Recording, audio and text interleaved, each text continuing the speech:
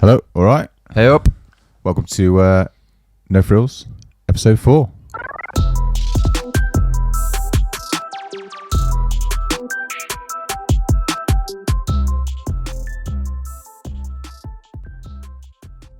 There we go. No Frills, episode 4. I was about to say season 4, episode 4. Season 4. We've been going for a lot longer. Very than optimistic. That's optimistic. It's just one long season, that's all we're doing.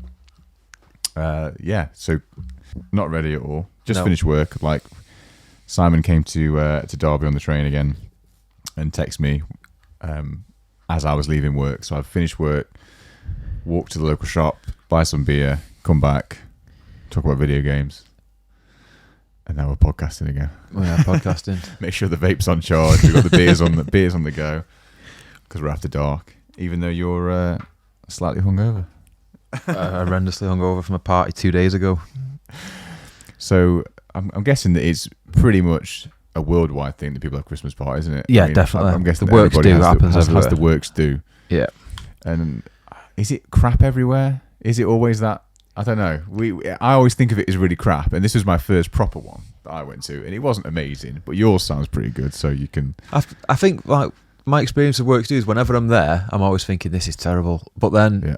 Like the next day when you're back in work the week after and everyone starts talking about it, like, oh, do you remember when this happened, do you remember that happened? You think, oh yeah, it was a pretty decent night. And then all the lead up to the next one, you think this is going to be ace, this is going to be dead good. And then you're there and you just think, oh, it's shit again, I'm just with people I work with. I've just spent 80 hours with you this week. I don't want to then spend more with you in my leisure time. That's it, because you work for a bigger company than me. I think there's probably less than, maybe there's 12 people that work for my company, whereas yours is There's 12 people in my team. Yeah. I think we have 3,000 people that work on our site. On your site? So yeah. Just at Stoke? Just the one in Stoke, because we've got an office in Stoke, we've got one in Manchester, then we've got one in Darwin in Australia, one in Gibraltar, one in Malta, and it looks like we might be opening one in America next year. So that's a big company. It's a pretty big company, yeah. That's a lot of money. And a lot of alcohol. Well, yeah, they didn't skimp on the party. They hired out a nightclub, like a big 3-story nightclub, and they hired out every single floor. It was a free bar, and it was just it was a pretty good night, pretty decent. It's not weird that it's only people at work. But if it is private, the thing is though, it's that big because obviously I work nights, so I do like 7 night shifts on, then I have 7 days off, 7 on, 7 off, and I work 80 hours a week on my weekend. Which is insane. We have like in my department, there's. I think there's 16 night staff. Okay.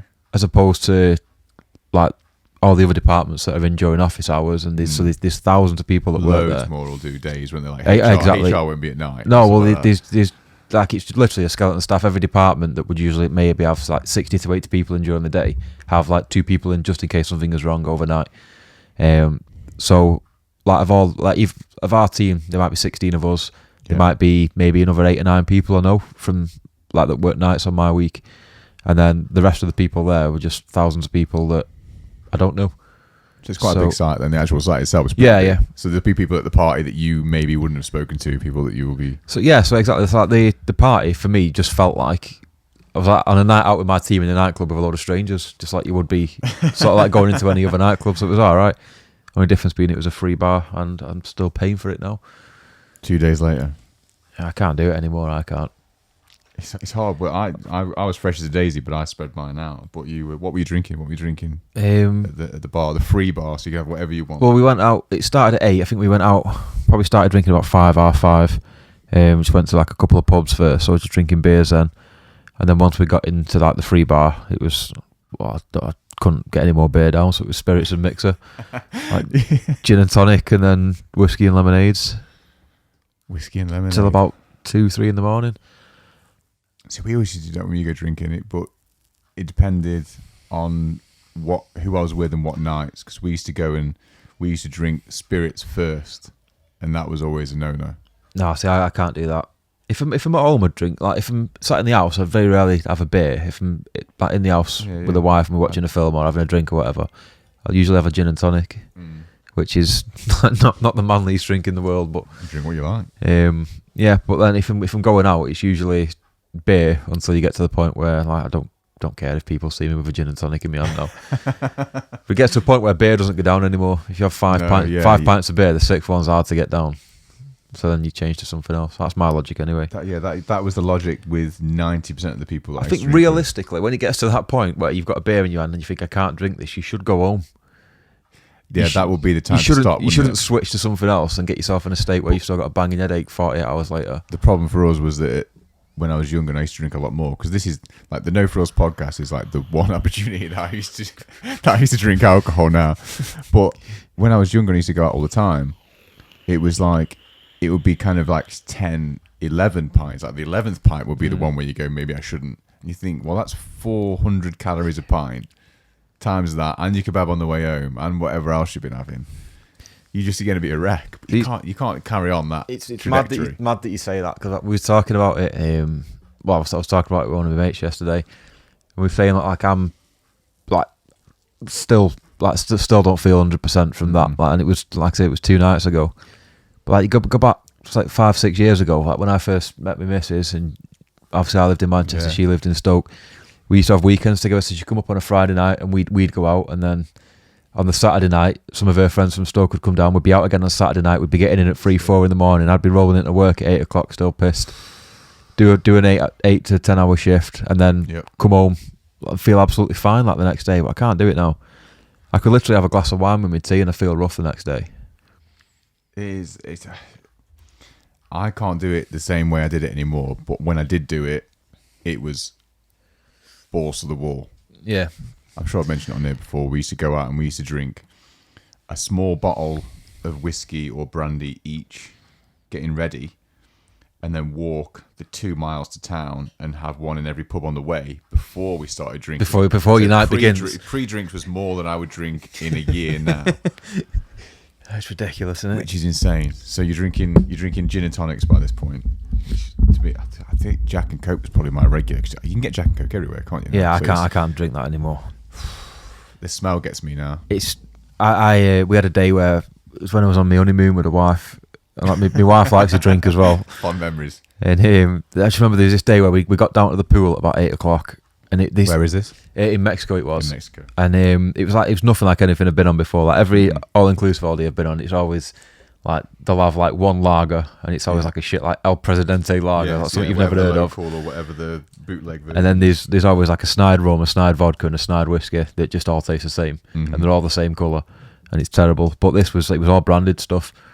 So we got down to this bar. My wife was on amaretto and lemonade, and I was drinking Johnny Walker, Red Label, and Coke. And there was, just like I said, there was this day we got down at the pool about 10 o'clock, and I think I probably polished off a bottle of Red Label, and she had a bottle of amaretto. And then I just remember this was at the bar, and like just getting like our last drinks before we went up, and this other guy behind us was like, "Can I have 2 amarettos?"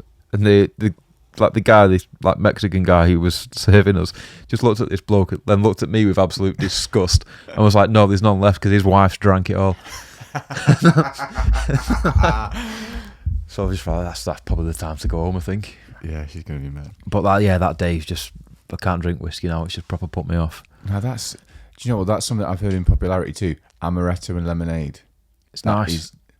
It was amaretto and Coke or amaretto on the rocks, just on its own, because it just tastes like marzipan, doesn't it? Yeah. I can't imagine marzipan and lemon going together though. Oh, it's not. Have you never had a Godfather? No, a Godfather. Amaretto, Jim Beam, and lemonade. That sounds like a headache. It's incredible. An amaretto, so what, one shot of each? Yeah, like a shot of amaretto, a double amaretto, a double Jim Beam. Your measure's right. A little sliver of lemonade in the top, just to top it off. Half a lemon in it, it's well nice. That'd be alright, I think. I think I could do that. I just like the smell of amaretto, like that kind of, anything that's marzipan kind of smelling or anything like that. Anything that's sweet, especially alcoholic like that, because that's when you put Jack Daniels with Coke, you get there's that smell, and it doesn't smell like anything else. Yeah, any whiskey and Coke I can't do now. Although drink whiskey on its own, fine. Drink whiskey and lemonade, fine. Yeah, whiskey and Coke, it's vile. I see whiskey and Coke I quite like, but I don't drink Coke very often. So to me, that's just like the luxury. Yeah, like, this is where you're going to have it. But normally on my weirdly now on my Sundays, because I'm an old man and I work normal hours now instead of working nights. On a Sunday, I go up to Weatherspoons and have a breakfast. Because what normally happens is Sundays used to be my days to just veg out and do absolutely nothing, and then and just get nothing done. Maybe a bit of drawing, a bit of this, and a bit of that. But now, because the shop's open downstairs, there's people about. Yeah. So on a Sunday, what I'll do is I'll put some laundry on, and then get out of the place, get out of everyone, and then go and get some breakfast, and then go and get some groceries, and do all my shopping and get everything done that I need to do. So what I'll do is I'll go to Wetherspoons, and they've currently, I don't think they've got a new deal with Jack Daniels, but they're marketing it as Jack and Max, where it's Pepsi Max, because they do Pepsi, they don't have Coke. Jack and Max. And I keep seeing the T-shirts, and I'm like, it's when I'm there, it's like 9:30 in the morning, so it's not the time to ask for it. But I just think, I wonder what Jack and Max, what would that be like? Pepsi Max is quite distinctive in itself. Because every time you go there, that's the kind of place where you go, and I'll have 2 Diet Cokes, and they go, we've got Pepsi, is that okay? Yeah. That's... Jack and Max. We've got Pepsi, is that okay? It doesn't work. You'd never have that, would you? Who has said no? It doesn't sound as cool. Like, Jack and Max. Yeah, like if you're at the bar. It's very progressive. If you're at the bar ordering drinks, I'll have like four pints of Stella and 4 Jack and Cokes. Sounds better than 4 Jack and Pepsis. Yeah, but you'll say, can I have 4 Jack and Cokes? To go, we've only got Pepsi, is that okay? And then you go, yeah. Personally, when hungover, like Pepsi. I don't like Coke. So I like Coke Zero, I like Diet Coke, but I don't like normal red tin Coke. Diet Coke is the one. I do like Diet Coke. I used to be really into, when I was a student and I had to wean off alcohol, Diet Coke was the one that I'd go for. I like that sign. It was a few years ago where I don't know if it was just for a marketing stunt or I don't know if it was even like legitimate or whether somebody else had just put this sign up. But there was a big sign in Manchester. It was like the normal Pepsi logo, like a normal Pepsi advert. And underneath it just said Pepsi, then in brackets for when they don't have Coke. That might have been official. I thought that was pretty good. That sounds official, yeah. Because everyone just says Coke. That's just like it's like when people say iPad, but they mean tablet. Yeah. Or they say iPod, but they mean MP3 player. You just cornered the market on that. But I thought that Jack and Max is quite funny, especially because it's in their respective fonts on the back of the T-shirt. It's like Jack in the Jack Daniels font and Max in the Pepsi Max font. I really want to try it, but whenever I'm there, it's 9:30 in the morning. See, whenever I get Pepsi Max, I always get the cherry one as well, rather than the normal one. Yeah, the cherry one's quite nice, isn't it? I'm just thinking, if you had that with Amaretto, that'd taste like Dr. Pepper. It would taste like Dr. Pepper. Episode 5. That's what we're on. That's it. We'll do it live from Wetherspoons. Well, that's the thing, because in the UK now, they've got a sugar tax. Yeah. So if you go sometimes I'll go to Subway to people watch. I know I've mentioned this before. I'll people watch in Subway, especially in Derby, because for those people who don't know Derby, it's rough. So when you watch people in a restaurant that's low end like Subway, I won't even call it a restaurant. Oh yeah, I'm damning it with faint praise there. When you're into a franchise like Subway, you will see some wild shit. So I go in just to eat the same shit they're eating, but just observe what they're watching, like what they're doing, and just observing kind of thing, David Attenborough style. But because they only do, unless you want a bottle, they do refill drinks. Yeah, they have to be sugar free, so you can get bits and pieces. But if you go to Five Guys, they've got the machines where you can mix and match with the syrup. Incredible. Absolute revolutionary. It's my favourite thing, and we're so behind that because America do that all the time. Americans listen to this like, what the fuck is going on? But normally in England, you have the drink. If you went to McDonald's, you would just get the drink in the cup, and that's it. There's no more machines. Yep. Americans don't understand that, because Americans always get an empty cup, and you go and you get whatever you want, and you put the syrup in, your bits and pieces. So I always used to go and get cherry vanilla Dr. Pepper. And cherry vanilla Dr. Pepper is... That sounds horrendous. When you open the lid of a white McDonald's cup to go and refill it, you can see it all sticking around. You know how bad it is when you're looking at it. But now, you know, I think... Is it Five Guys? Where else does it? Five Guys is good. Yeah, Five Guys does it. But it's really expensive. It's really expensive for a burger and fries. I didn't really want to mention this on the podcast because it just sounds like I'm preaching. But I stopped eating meat about 4 years ago, so I've not been back to Five Guys since then. But that's a long time. I used to absolutely love it. But you literally go and get like a burger, chips, and a milkshake, and it's about 15 quid, 16 quid. Me and Shara will go there, and two of our burgers and the drinks and the fries will be like, it'll be like 20 something quid, like 30 quid, which is that's pretty expensive. Yeah, that's considering like, it's essentially burger, fries, and a drink at McDonald's is what, 4 quid, 5 quid. Yeah, we can go to like, especially in Derby, across the way is Wagamama's, which is Char's favourite place. I'm not a fan of Wagamama's. She loves it, and I love the ramen there. But I remember I've been to Wagamama's once, and it was on a works do when I was still living in Manchester. And I'll say it wasn't a works do; it was just a night out with people from work. It wasn't like an official work thing. It wasn't a Christmas one. No. But there was like 5 of us that went, and we got sat on a table, like we got sat on like an 8-person table with 3 randomers. Apparently that's normal. Benches. Yeah, there's benches. I'm not a fan of that. No. Not a fan of that. Nope. So it was like us 3, and then, us 5, and then just like 3 randomers that were like getting like chipping in on our conversation and that. Yeah. Like they were like getting involved. Like we were talking about customers at work and that, like just having a bit of a de-stress and a whinge, and they're like chipping in like, oh, I work in retail and we have people. Like, shut up! Who are Eat you? your burrito. What are you doing? Carl, who are you? I know who you are. That's it. Not a fan of that. I'm at liberty to go for a rant in a minute, but Do we it. go there we used to go there all the time because I used to work at a bar, and so I'd work nights, but then I'd get Monday and Tuesdays off, and so she'd try and get Mondays and Tuesdays off too, and we'd have those two, so we'd have 2 full days together rather than now where we just barely see each other because I work normal hours and she works all the nights, and I would always. My favourite food used to be, there's a place at the top of the street called Bear Coffee, which is the best coffee in Derby. Is that where we went? It's amazing. It is good. I can the vouch coffee for that. will blow your ass out. It's so fucking good. And we used to go there all the time, and they used to do a Reuben sandwich. Now in England, you cannot get a Reuben sandwich. Americans can get them everywhere. Just want to say, best sandwich in the world. It's the best. There's one place in Manchester that used to do them, and I used to drag Sam there all the time just to pick one up. They are absolutely incredible. It's my favourite sandwich, and I would go there all the time. So it's about a 30-second walk from my apartment.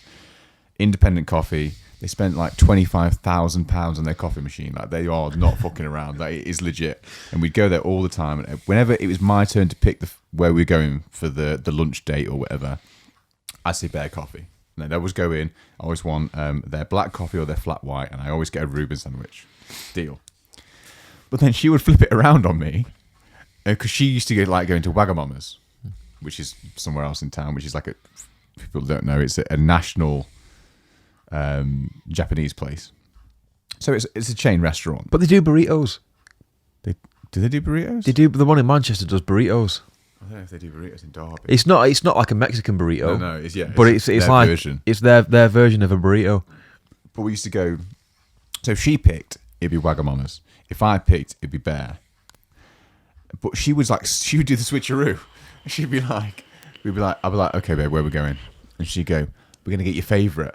And I'd be like, oh yes, we're going to Bear. She's like, no, we're getting some ramen from Wagamama's. And she'd like try and like Pavlovian condition me. She'd be like, tell me what my favourite thing was. I'd be like, no, my favourite's like the Reuben sandwich.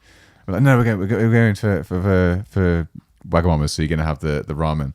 And she'd do this every week. And it'd be like, right, every other week it'd be her turn to pick. So I'd be like, where are we going? We're going for your favourite. I'd be like, yes, we're going to Bear Coffee. She'd be like, no, we're going to Wagamama's. And you're going to have ramen, which is your favourite. Like, she was like, that would be like... not listening to me. I can't believe you've been there more than once. The fact that I got sat next to a randomer, he was trying to talk to me, put me off for life. I'm all for going out and socialising with my friends and like with family and people that I know and people I can tolerate. But I hate being forced into like socialising with people I don't know. It's rough. I don't like it. I don't want to talk to people I'm with most of the time. I'm not a people person at all, but I'm the sort of person that would get off the bus a stop early if someone sits next to me that I don't know. Like I'll just get off and walk rather than put up with this. Yeah, but I'm not into it. You're okay if you're in a 2. If you're in a 2, it's not too bad. You're not too bad. But if you're with a group, people just think it's a free for all. You're done. Like what? It's just not good etiquette, is it? It's not good like social etiquette. If you're out in public, you don't speak to other people. I don't know if that's just a British thing or not. But I won't dream of it. You don't just go up to a randomer. And whenever somebody does as well, if you're in public, like if you're in the queue to get served at a shop, and the guy in front of you turns around and starts talking, I immediately think like you're mental. Like I just think someone's going to come and cart him off in a minute. Like he's got away from his group. It's converse to belief, isn't it? Because everyone thinks that we're really polite, but if anyone talks to you, you don't want nobody wants to. Because in the street, you get people come and talk to you, and people will be like either charity workers or oh, can we get your name? Can we get this? Can we get you on this list? Can we do this? Can we petition?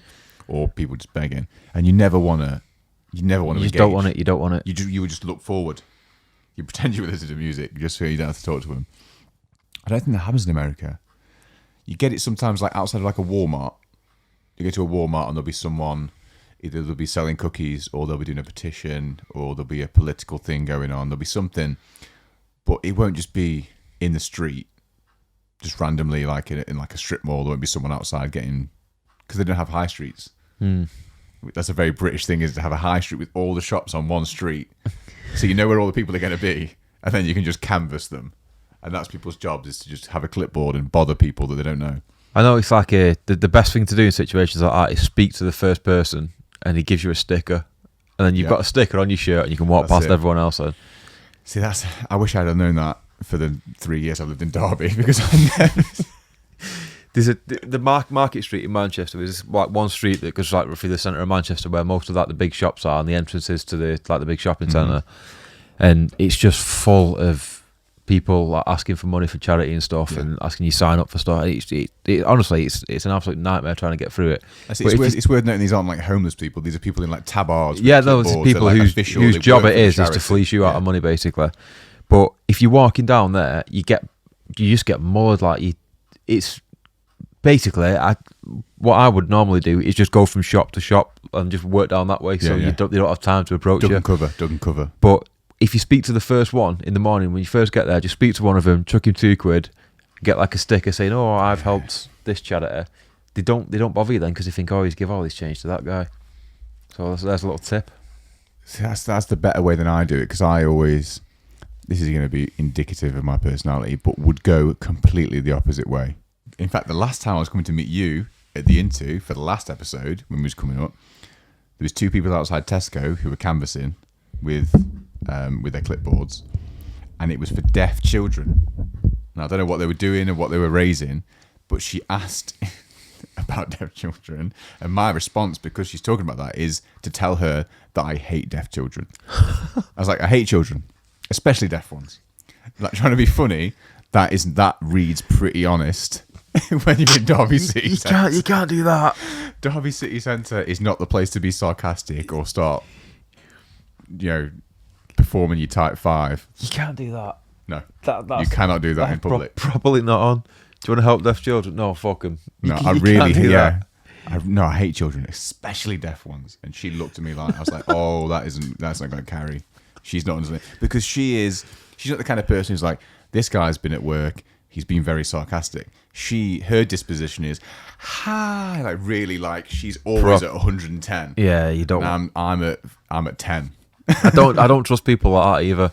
No, like people who are always like, it's 5:30 on a Monday night. Like you just want to get home, and they're always there with a clipboard. Hi guys, because I would have been meeting you after got work. 5 minutes for a chat. Yeah, it would have been 5 o'clock. So people finishing work, coming out of work, and they're like, "Hi, do you want to talk about deaf children?" Like, no, no. If I did, I'd be at home talking to the wife about deaf children. And I hate deaf children. Obviously, I don't hate deaf children. That was a bit partridge, wasn't it? Some of them ask for donations. Some of them, though, proper sneaky. They ask you to, like, they'll say, like, "Oh, can you have £1 a month?" And like sometimes, I'm not like a proper Scrooge. Like, if I think something's a good cause, £1 a month's, I don't sort of mind that. And I remember there was one I signed up for, and it was it's not like deaf children or like anything what you're going to think it's dead worthwhile cause. It was about saving donkeys in Africa, and I just donkeys, like, as in mule. Yeah. Okay. It was about buying them like protective. I don't know if it was something for the mouth UV? Or something, but no, not giving them sunblock.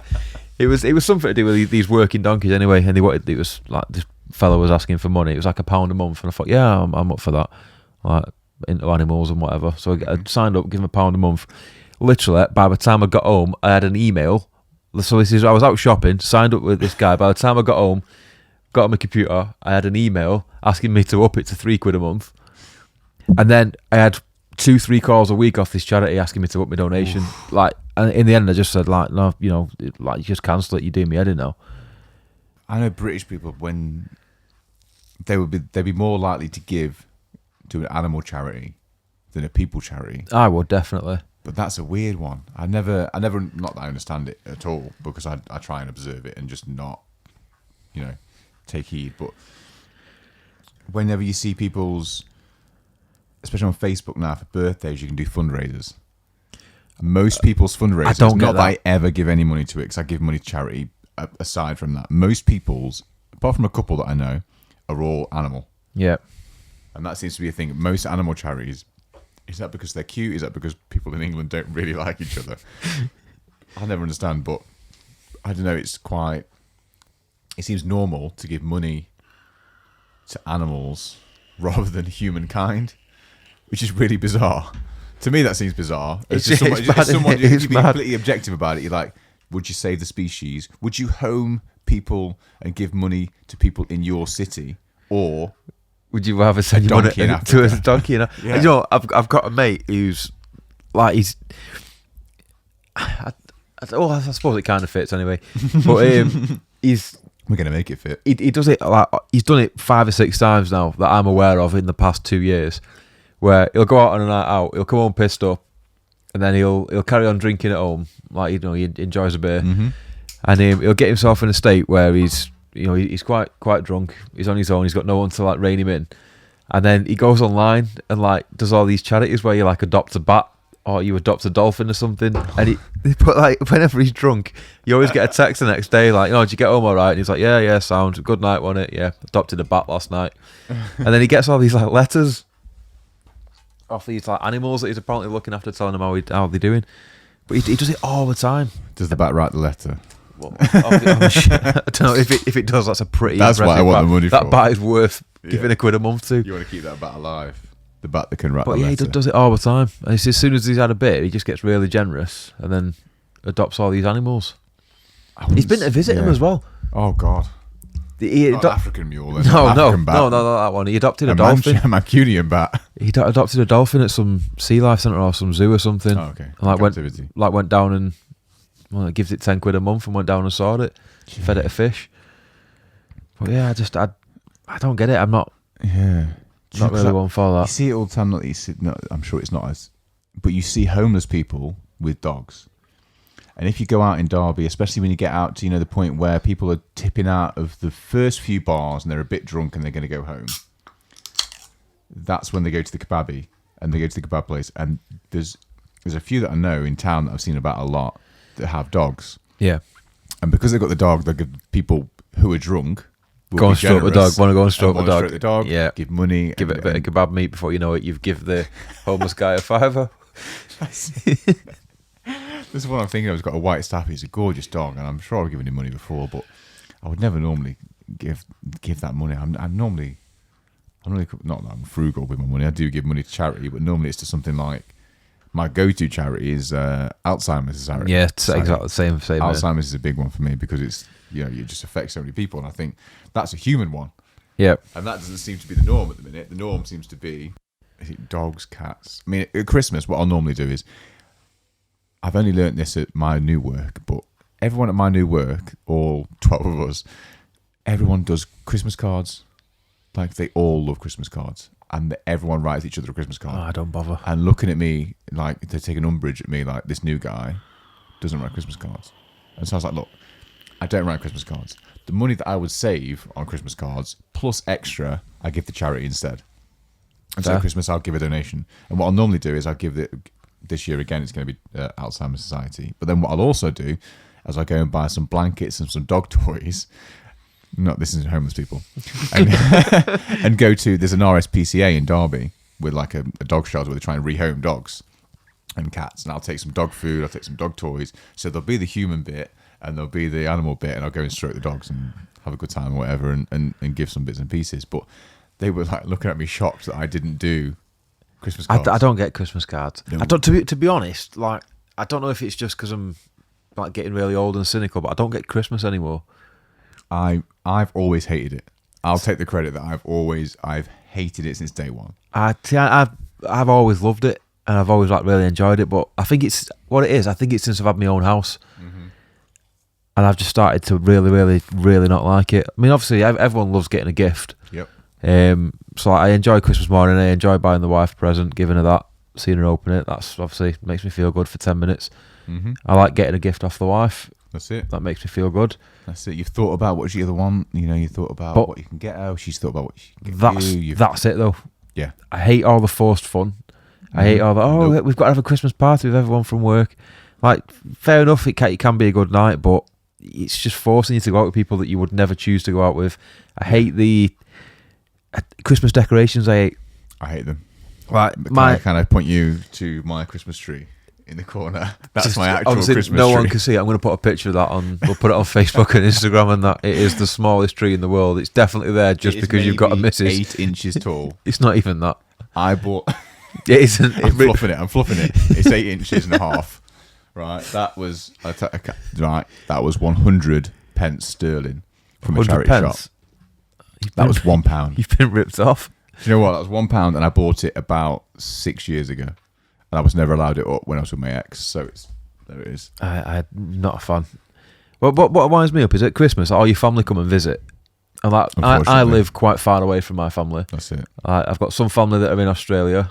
I've got some that are in Plymouth, which is like a probably 6-hour drive, South Coast, 7-hour drive from our house. Drive. In Christmas traffic, longer. And then the majority of my family are from Manchester, which is about an hour and a half drive from Stoke. Yeah, it's a pretty good shift, isn't it? From here it's even further, but yeah, from there it's pretty good. It's not like it's just down the road, but at Christmas everyone comes to visit.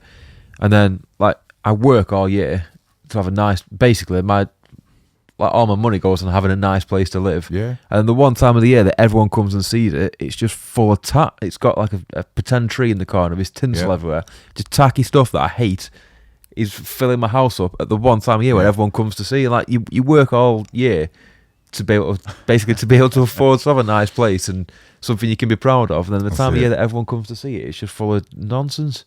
Yeah, but does she like it? Oh, she loves it. She's obsessed with it. Matters, absolutely obsessed with it. Do you know what that was like with me and my ex? She used to love it. And I still hate it. I've always hated it and I'll never not hate it. Something that winds me up more than anything is we have got our Christmas. They've got a Christmas tree, Christmas lights, everything downstairs. Like you can't move for it. Yep. At the top of the stairs, we've got this monstrosity. It's like I don't know what it is. It's like a arrangement of pretend candles that you plug into the wall. Yep.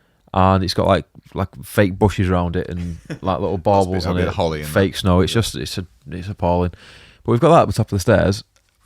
As soon as she gets in from work, she goes upstairs. She takes her shoes off, puts comfy clothes on, turns it on, comes downstairs and sits in the living room all night watching telly. And that's turned on upstairs. I go upstairs and turn it off, and then get a bollocking for turning it off. For being a Scrooge. Like, who's that on for? No one can see it. No one can see it. You can't see it. She can't see it. No one outside can see it. She'll see it if she goes upstairs to the toilet. If it means that much to you, turn it on, have a little look at it, do your business in the bathroom, turn it off, come down. The only other person who sees it is me, who goes upstairs and just gets infuriated by it every time I walk past it and turn it off. I just don't get it. I really don't understand like what purpose that's serving. I think I've only enjoyed one Christmas ever. It's a bold statement. That's a bold statement in 30 years. I'm sure I enjoyed it when I was a kid, but I'm not talking about child years. I'm talking about since you've been emotionally cogent enough to just be like, this is a nightmare. Because I just look at, I don't know whether I'm just fucking completely Vulcan about it, but I just look at everything logically and I just go, what are we doing? Oh, Star Baby, born. Yeah, really. And he was like, okay, right, talk to me about it. And you go, no, it's not the day he was born. How old was you when you stopped believing in Father Christmas? Probably quite young. Well, I don't ever remember believing in him, if I look back. Because I remember I was about 4, and I was awake pretending to be asleep, because my mum told me, like, oh, he won't come if you're awake, he only comes when you're asleep. So I was pretending to be asleep, and like blatantly saw my mum come in and like stash a load of presents in the bedroom. And then I come down in the morning and she tried to tell me it was Father Christmas, but I knew it wasn't, I knew it was her. But like, I remember I was probably quite young to make this decision, but I remember thinking it through in my head and thought, like, I don't want to ruin this for my mum, because my mum thinks I believe, so I kept it going.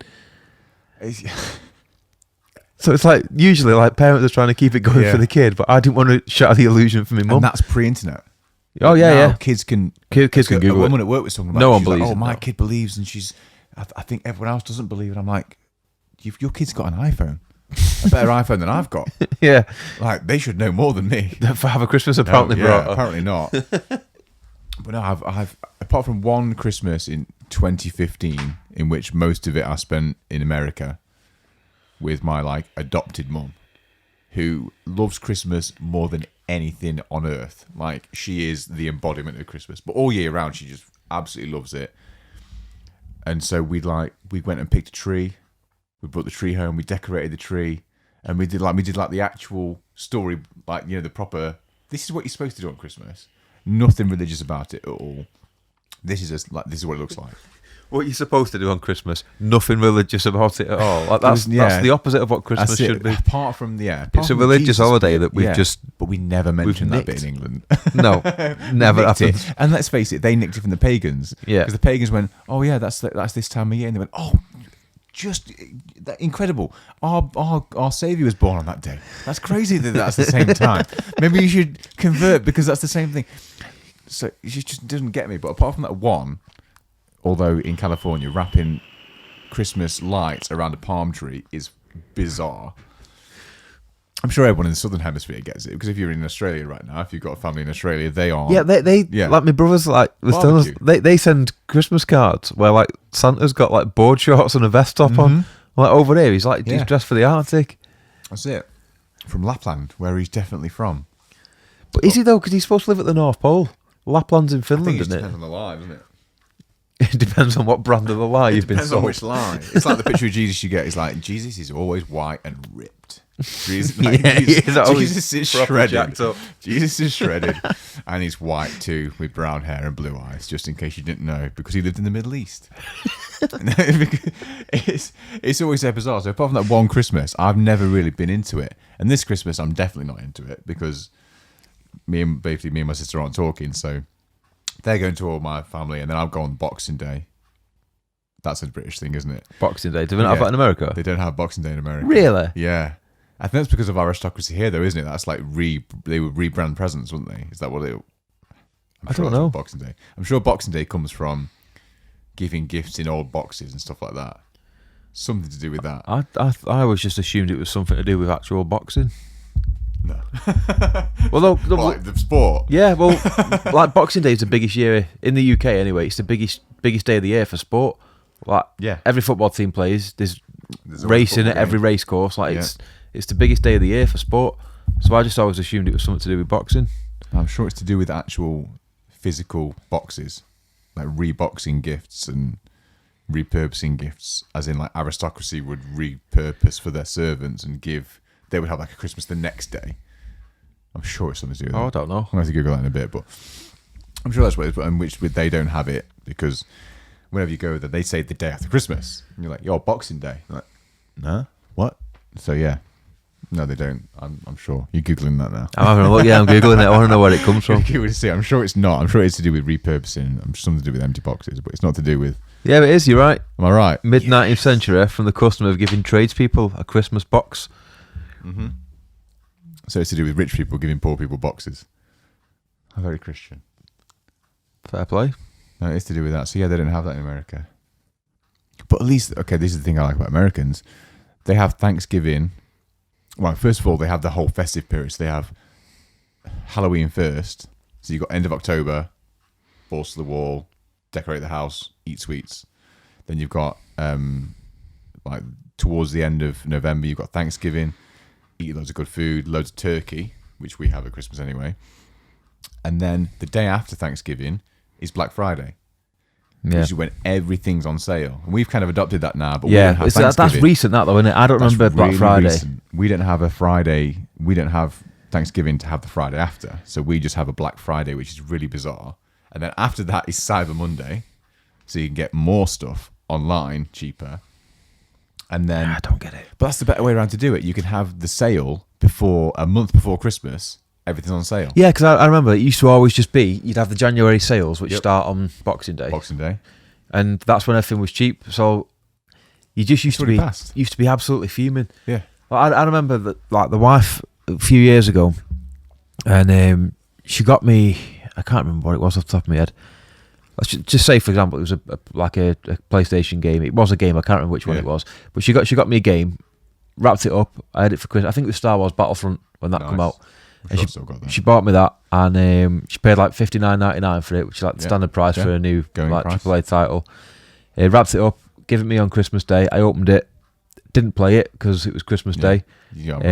So we was going to see her family in the morning, then we went down and saw my family in Manchester, then we come back to Stoke to see her grandparents and everything, and then didn't play it on Boxing Day because on Boxing Day we was back down to Manchester, spend the day with my family, come back up on like the 27th or 28th of December, by which point it was half price in the January sale, which started earlier, and I'd not even played it yet, so she may as well have just waited and bought it then. It's a weird way to do it, isn't it? So at least it sort of cuts out a little bit of that. And you wonder why when you see all their movies, you're like, how many fucking presents these kids got, man? You see, like, you watch like Home Alone, you're like, how is Kevin McAllister's dad affording all his family to go to Paris? He's got like 30 kids. Have you seen the size of the house and all their brothers and sisters and cousins? And you're like, what does Kevin McAllister's dad do for a living? It's not legal. You're not earning that kind of money legal. It's off the books, that guy. It doesn't seem right, but no. They love Christmas. Christmas to me is, I don't know. What about Christmas TV? Christmas specials? Hate it. Really? Hate it. I don't want to see Ken Dodd with his feather doing another Christmas special. It's not going to be Ken Dodd, is it? It was last year. I thought he was dead. Yeah, I think he is. I think that's why they played it. Oh, Jesus. I know. No, but I like some. I like it when like sitcoms do it. Like the Royal Family Christmas specials are always Royal Family Christmas was always good.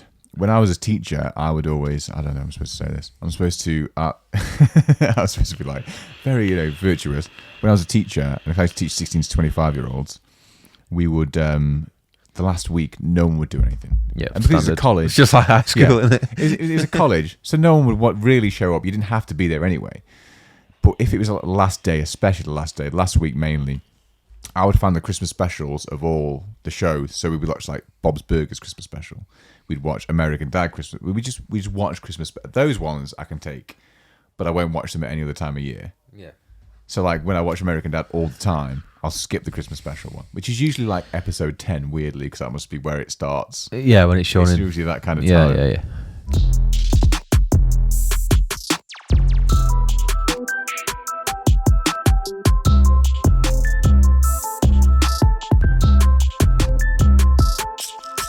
That was episode 4 of No Frills Podcast. Thank you. Thanks for listening. Going out 5 p.m. GMT, 12 p.m. ET, and 9 a.m. PT on Lucky Star Radio, and it will be available tomorrow on SoundCloud. Cool. Thank you very much. Have a good one. Happy New Year. Yeah.